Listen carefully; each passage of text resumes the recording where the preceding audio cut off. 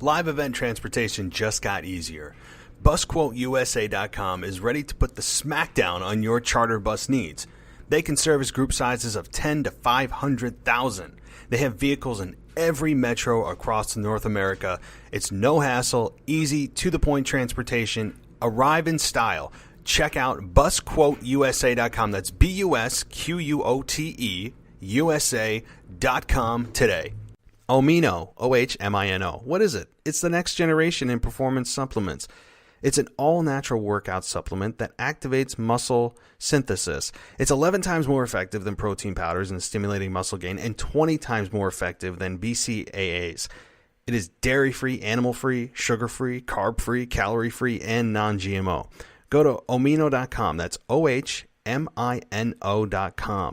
Use the promo code MATT and you'll get 25% off of your first order. That's, again, promo code MATT, and you'll get 25% off your first order. Omino is delicious. It's got a tropical splash flavor that's crisp, clean, and you won't bloat like protein powders. It also includes 4 electrolytes to keep you hydrated and at your best. It's even backed up by a 110% satisfaction guarantee. Yeah, I didn't misspeak. 110% satisfaction guarantee. That means you can even send the empty bottle back and receive 110% of your money back. So, guys, check out omino.com, OHMINO.com. It's the secret insiders use and pros use to get that edge. Go to omino.com and put in that promo code MATT, M-A-T-T, to get 25% off your first order today. It's time for your weekly fix of wrestling nostalgia when we look at wrestling's past eras, from the Attitude Era to the Reality Era. I'd like to think that maybe this company will be better after Vince McMahon's dead, but the fact is, it's going to get taken over by his idiotic daughter and his doofus son-in-law and the rest of his stupid family. To today, here on the WWE Podcast.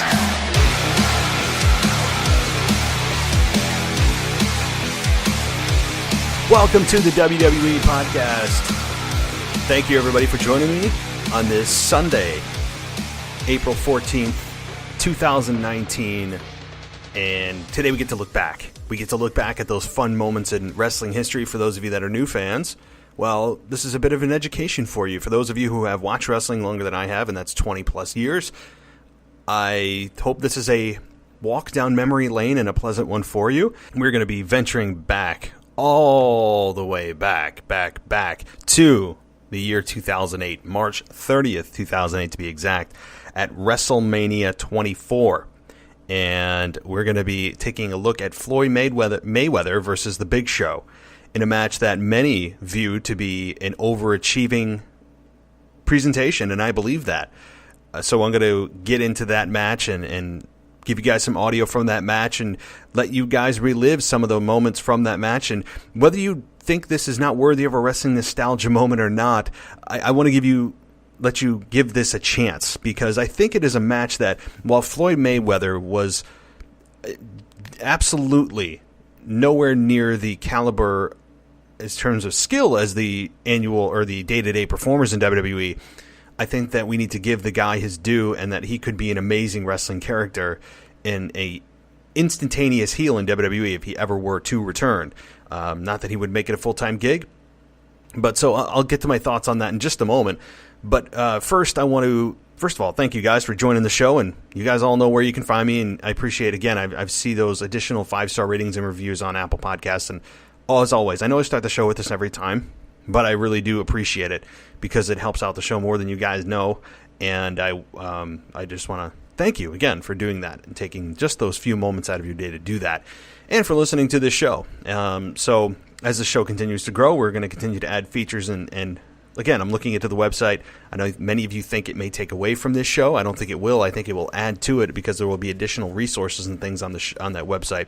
But again, that's something that is in the works and is not cheap. So that is a project that I'm looking for in the near and long term. So also, I want to touch briefly, before we get into anything, on the draft, or more importantly, more accurately labeled the Superstar shakeup. which is coming next Monday and Tuesday, tomorrow and Tuesday. Oh my gosh, yeah, tomorrow and Tuesday. And we're going to be shaking things up, as Vince McMahon likes to say every year, and I think that that's going to be a shakeup that's extremely important and strategic, because when you look at Fox's deal with WWE, and that their deal begins with SmackDown in October, and SmackDown's going to be moving to Friday, WWE cannot afford to just stack the roster on Monday Night Raw and leave SmackDown Live high and dry. And they cannot perceive and cannot give the perception that SmackDown is the B show, while it is still, in my mind, the B show. It just is, at least from the perspective that I feel WWE looks at SmackDown, not necessarily the quality of matches on the show. I think that I still feel, and I don't know why, maybe it's because of the longevity that Raw has over SmackDown, that SmackDown still feels like the B show. It just does. Regardless of the fact that it's a 2-hour show, which instantaneously makes it a better show, and the fact that there are, quote, better wrestling matches on the show, I just still feel as if Raw gets the brunt of the attention, and the storylines bleed into Raw rather than the SmackDown storylines bleeding into to Raw. So Raw bleeds into SmackDown, but SmackDown doesn't bleed into Raw. I think I said that right. And so you put all that stuff together, and it's just, while they will try to sell you on the fact that they are on equal footing, it still feels, as of present day, that SmackDown is the inferior show, the beta to Raw being the alpha.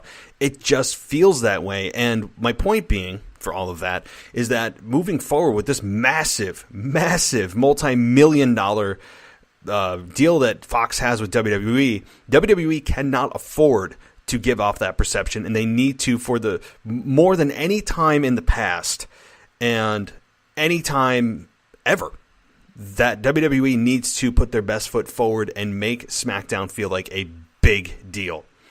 And that's assuming that they keep this brand split intact, as sloppy as it's been, and in the inexplicable reasons for wrestlers showing up on Raw and SmackDown, especially during WrestleMania season, and there's just no explanation for it, which is just astounding and unnerving and frustrating as a fan, that if they're going to keep separate rosters, this roster on SmackDown needs to be A-list. It has to be.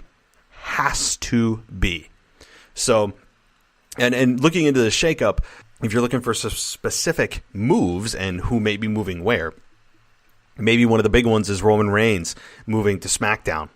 That could definitely shake things up. I think that Becky Lynch will move to Raw, but Charlotte will remain on SmackDown. I think that it's smart to keep these two apart, as good of a rivalry to great of a rivalry as they have had in 2018, 2017, even for that matter, and into 2019. It's time to keep these two apart. I am all for bringing them back together when the time is right and some time has passed. And when I mean time, 6 to 12 months, keep them apart. I think that will be that much more special when they bring them together. And if they're only interacting in big pay-per-views where, the one time a year SmackDown and Raw goes head-to-head, which is a bunch of nonsense, and their marketing slogan for Survivor Series, with the exception of WrestleMania, with the exception of the Royal Rumble, with the exception of the greatest Royal Rumble, and all this nonsensical, inexplicable pay-per-view stipulations, I think that bringing and keeping these two apart is going to be that much more special when they come back together. Maybe as friends and not foes. We'll see. But I think that Becky will stay on SmackDown, or Becky will go to Raw, and that Charlotte will remain on SmackDown. And I think that those are some of the big moves. If Ronda Rousey is indeed brought back, I think she goes to Fox, which means she goes to SmackDown Live. Rumors circulating as well with the Usos. And the Usos going to Monday Night Raw. I think that's a perfect place for them. I think that the hint was dropped on Tuesday night. I'm getting all my days mixed up between WrestleMania on Sunday, Monday Night Raw, Tuesday SmackDown, but it's moving to Friday. But I think the big hint was dropped that since the Usos dropped the belts to the Hardys on SmackDown Live, that you are going to have that move to Raw. And to be honest with you, that's a smart move. And the reason I say it's a smart move is because as good as the Usos have been on SmackDown, I think that their welcome has been worn out. And the fact that they really, when you look around, if I were the Usos, I'd be sitting there taking a long look around and saying to myself, who haven't I worked with? You know, like, what is left for me to do on this roster? I think it would rejuvenate the Usos to move to Raw, and it would be a good fit. On the counter, I think that Drew McIntyre is a perfect fit on SmackDown Live. He's coming off of a loss from Roman Reigns that was really with little fanfare. I mean, it really was one of the least important matches of the night, but to me, Drew needed the win more than Roman did, but I guess WWE salivated at the thought of the headlines coming out of WrestleMania for Roman Reigns saying that, you know, it's basically the comeback story of the year. Roman Reigns beats cancer and then beats his opponent at WrestleMania. They fell for the news piece and the headline rather than what was the right thing to do, and that was Drew McIntyre winning at WrestleMania. He needed to win more than Roman, and Roman is Teflon. He can come back and win or lose and then really bounce back the next night. And instead, they chose to really worry about the headline rather than what was right. So I think Drew will get a new identity on SmackDown. He right now is teaming with the Bar, but that could change, and I don't think that Drew needs a stable, but all good heels need to have their heaters and have the guys that they're just pawns in his game take the heat and take the beating while the ringleader, you know, stands back and takes his cheap shots. So maybe they end up having to build this faction, and I'm fine with it if they do. I think that Drew needs to be just rejuvenated, and I think that SmackDown Live is a perfect fit for him to do that. On a side note, I think Lars Sullivan is a good fit on Raw. I think he needs to stay on Raw. His attack on Kurt Angle was, I think, well done. I don't think that it was oversold, and I don't think it was undersold. He came out, he put Kurt Angle down. I don't think this is going to lead to a match with Kurt. I mean, Kurt retired, so I think that is that, and I don't think that this is leading with a match with Kurt, but I do think it's going to lead to a match with somebody that comes out to stand up for Kurt. So we'll have to see about that. Randy Orton, I think, you know, it's a tough call on that one. He kind of just hides on SmackDown, and he's just kind of there, but when he shows up, people watch. He's never involved in anything super important. He's kind of just that legacy star that's there and is always good for a 3-star match, but isn't really ever the main focus of the show, but adds to it because of the name brand value that he brings to the table. So I think that Randy could really fit on either show. And if he stays on SmackDown, he could work with just the new talent that is brought in via the shakeup. And he could also go to Raw and do the same. So I don't think there's a real perfect fit for Randy Orton. Obviously, the name value would help either brand. Okay, so time for a quick break, and then on the other side, we're going to get to Floyd Money Mayweather versus The Big Show. This is from WrestleMania 24, March 30th, 2008. It was billed the biggest versus the best, and we're going to get to my thoughts on that, bring you guys a little bit back in time in the Wayback Playback Machine from 11 years ago, and we're going to get all to that in. Hey, so would you like to earn some extra money from home? Who wouldn't? Right now, there's an opportunity out there where you could earn $100, $200, $500, or $1,000 more daily. There's a 90-day money-back guarantee on this.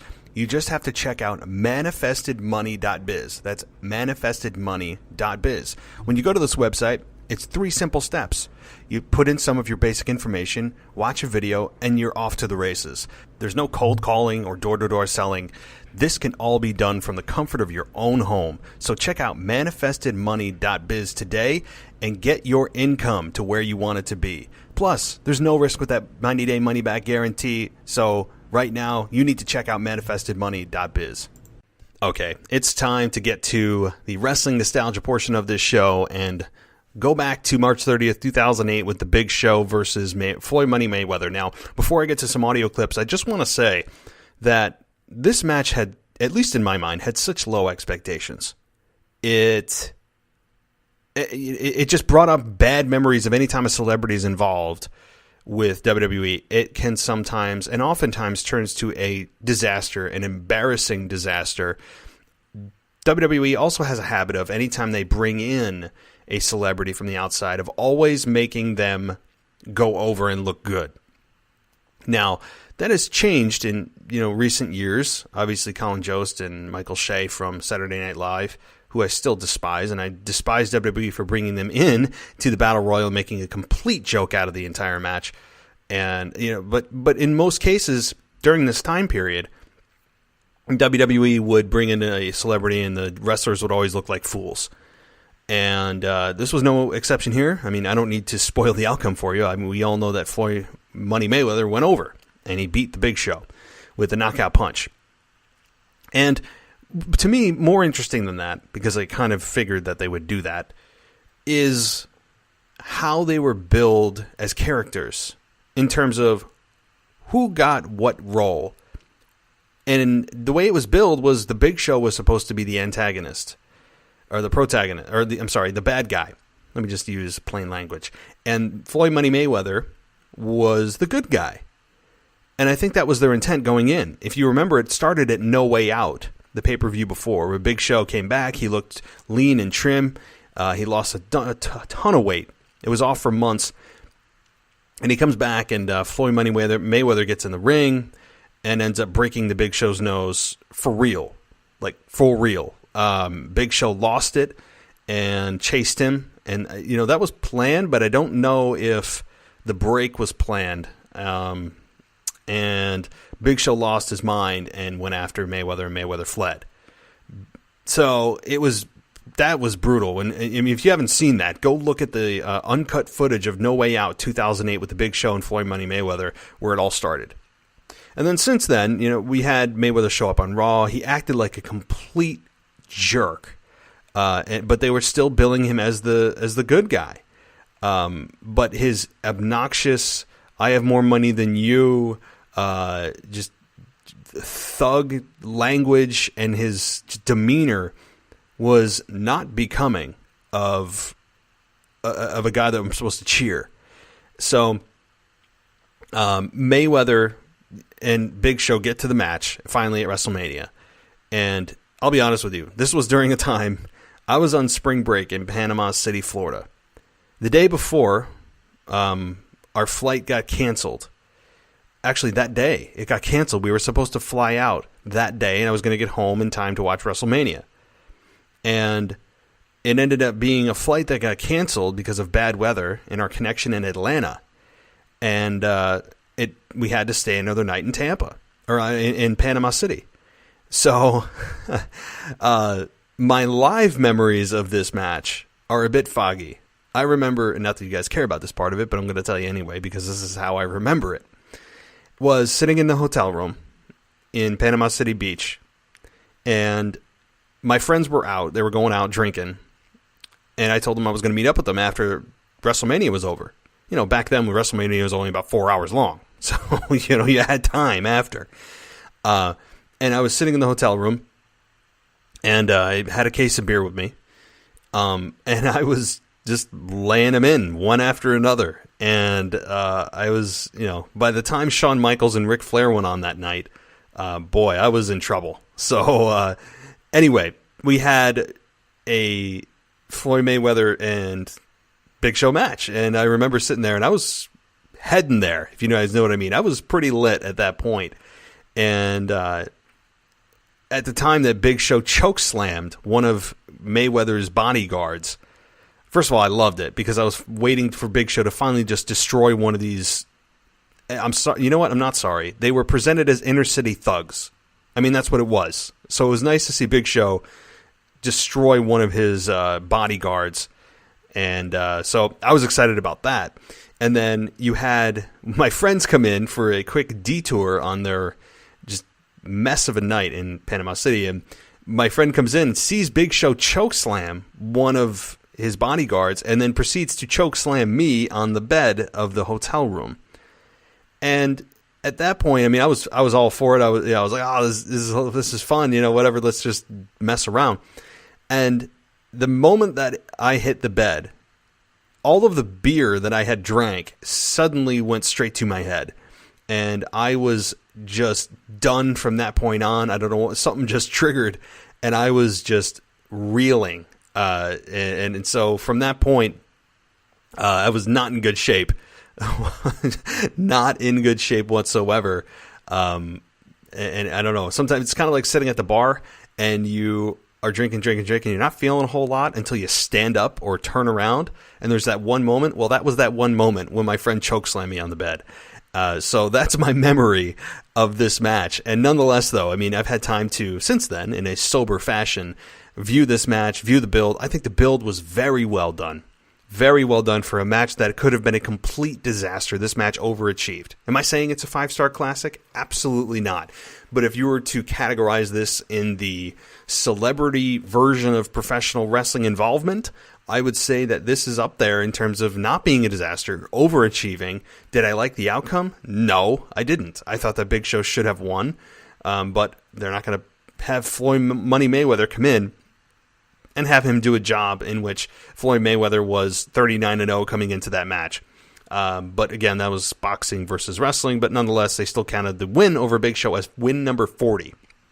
So let me give you guys a little bit of audio from this match, and then I got some comments on the other side of that.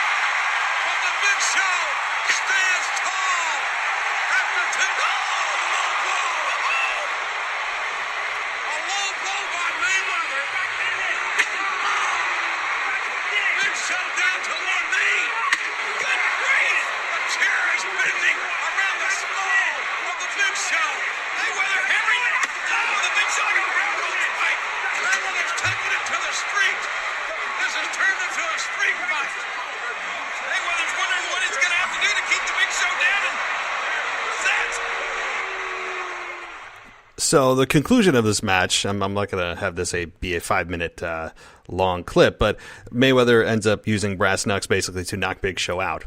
And that's how he gets the win. And Mayweather ends up retreating up the ramp. Again, I hated the match, or I hated the outcome. I wanted Big Show to go over, but my fear of the celebrity deal with WWE kind of made me realize that wasn't going to be the case. But again, Mayweather, for having such a short time to train for this, did take some decent bumps. I mean, he took a sidewalk slam. He sold it pretty well for not really being a professional wrestler in any capacity. He sold it pretty decently. He knows how to work a crowd. That is, to me, the most important, and he had that down. If Mayweather ever wanted to be a wrestler, I mean, you could equate him to kind of Leo Rush at this point. He's the same size as Leo Rush. You could have, if Mayweather has got just a magnetic, obnoxious, bigger-than-life personality, that could have overshadowed a lot of his missteps and miscues from the physical portion of being a professional wrestler inside the ring. So I got to give props to Floyd Mayweather for being able to pick up on a lot of little nuances that many don't pick up on in a longer period of time of training. So I really want to commend them for that, and Mayweather for clearly putting in some time to train for this match. It was well thought out in terms of the layout of how it's going to be presented from A to B to C to D to the final finish of the match, which was brass knucks off the chin of Big Show, who took a legitimate shot. I mean, Big Show took some legitimate shots in this match and the build to it. As I said, I mean, he got his nose broken by Mayweather for real. He took those chair shots to the head by Mayweather, 3 of them during this match, which you heard, and then the brass knucks to the mouth or the jaw of Big Show to knock him out for the win. Back in the day when chair shots to the head were legal, which I miss. And I know you'd say, "Oh, that's cynical." It's all the concussion, the concussions of the performers, the long-term health of these men and women. I understand all that. I get it. That's not the issue for me. There are chairs that are worked chairs. In other words, you can get chairs that are not legitimately steel. There are chairs that WWE could make that are very low impact and very bendable. I mean, almost to the point of, those tin foil baking ware that you see, in your local grocery store, baking sheets. I mean, you could make it out of things that are much lower of an impact on the skull, on the human skull. And I miss that. And clearly some of those chairs were worked. I mean, you can't put that big of a dent in an actual steel chair. Everybody actually picked up a real steel chair. It's got a lot of weight. And for it to bend the way that those chairs bent during the Attitude Era in mid-2000s, you'd have to whack it against a bowling ball as hard as you could, and it might have a small indentation. So those clearly were worked chairs, and we're not going to go back to chair shots to the head. But part of me misses it because of the dramatic nature of it and the brutality of it.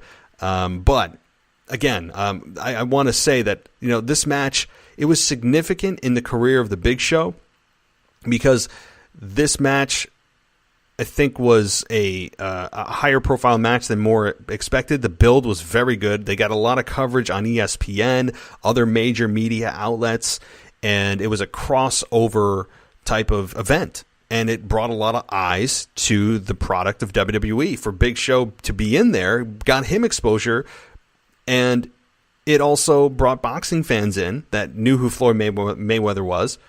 And, I mean, he pretty much was the sport at that point. So it was just a win-win all the way around.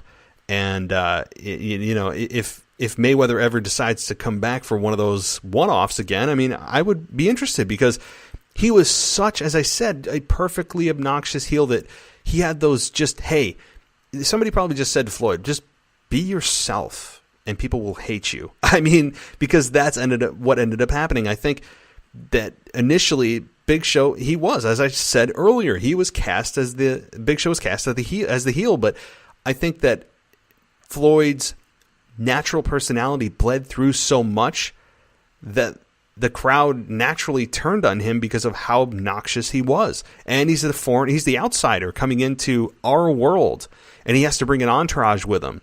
So just so much of it was just well done. Do I think it stole the show at WrestleMania 24? I don't, but it's in the top 3 in terms of the talking points coming out of it. I believe also that night you had Undertaker versus Edge, with Undertaker's streak on the line versus Edge, who was world champion, and you had Undertaker win the world championship. And I think the biggest talking point of that night in WrestleMania 24 was Shawn Michaels retiring Ric Flair, and the "I'm sorry, I love you" before he super kicked Ric Flair, and Ric Flair's career was over. So that to me was clearly number 1. Number 2 would be Undertaker, and Undertaker winning against Edge and winning the world championship, and then Floyd Mayweather going over in Big Show in a match that was just well laid out, well built, great video packages, and just applause all around those 3 matches on that show. So those are my thoughts, guys, on the Wrestling Nostalgia. I know that it's a little bit shorter of a podcast than normal, as I bring to you twice a week, but I wanted to get in that portion of the show. I typically record Thursdays and Sundays. That seems to be my schedule, is Thursdays and Sundays. I wish I could do a live Raw after show, post show, and a live SmackDown post show, but it's just not in the cards with my schedule of being a dad, an Uber driver, and a full-time job. So it's tough. So I do squeeze this in twice a week. Trust me, I wish I could do more. I really, really do. I would love to be able to do this show 4 or 5 times a week and do live after post shows. I mean, I would love that. I think it would be a hell of a lot of fun. And maybe as time progresses, that will, it'll allow me to do that. But for now, Thursdays and Sundays seem to be the days that I'm coming to you guys. So anyway, with all of that said, it is now Sunday evening, and I would like to have a little bit of time before Game of Thrones comes on. Yeah, Game of Thrones is back. For those of you that don't care or don't watch it, you should. It's just, I said the same thing. I don't really care about that that ancient civilization crap, or that I don't know. It just seemed like, oh, everyone's watching it, so I don't want to watch it. But it became a addiction of mine last year, and I said, oh my god, I'm gonna have to wait over a year for season 8, and now it's here. And so anyway, I don't want to bore you guys with Game of Thrones if you don't care. So let's end it there. I want to thank you guys for listening. Please reach out to me on Twitter at the WWE Podcast if you want any wrestling conversation, talk, you want to come on the show. Drop me a line there. You can also email me at realwwepodcast@gmail.com. If you'd like to have questions answered on this show, email me at realwwepodcast@gmail.com, and I will get those questions answered. Just put in the subject line, podcast question, and I will get to your question every time that I get an email and I have a show, which will either be Thursday or Sunday. Also, please give me that 5-star rating and review on Apple Podcasts. I can't underscore it enough how important it is and how much I appreciate those of you who have taken the time to do so. Much, much appreciated. And so, with all that being said, guys, thank you for listening. I'll talk to you next time. Hey, so would you like to earn some extra money from home? Who wouldn't? Right now, there's an opportunity out there where you could earn $100, $200, $500, or $1,000 more daily. There's a 90-day money-back guarantee on this. You just have to check out manifestedmoney.biz. That's manifestedmoney.biz. When you go to this website, it's 3 simple steps. You put in some of your basic information, watch a video, and you're off to the races. There's no cold calling or door-to-door selling. This can all be done from the comfort of your own home. So check out manifestedmoney.biz today and get your income to where you want it to be. Plus, there's no risk with that 90-day money-back guarantee. So right now, you need to check out manifestedmoney.biz.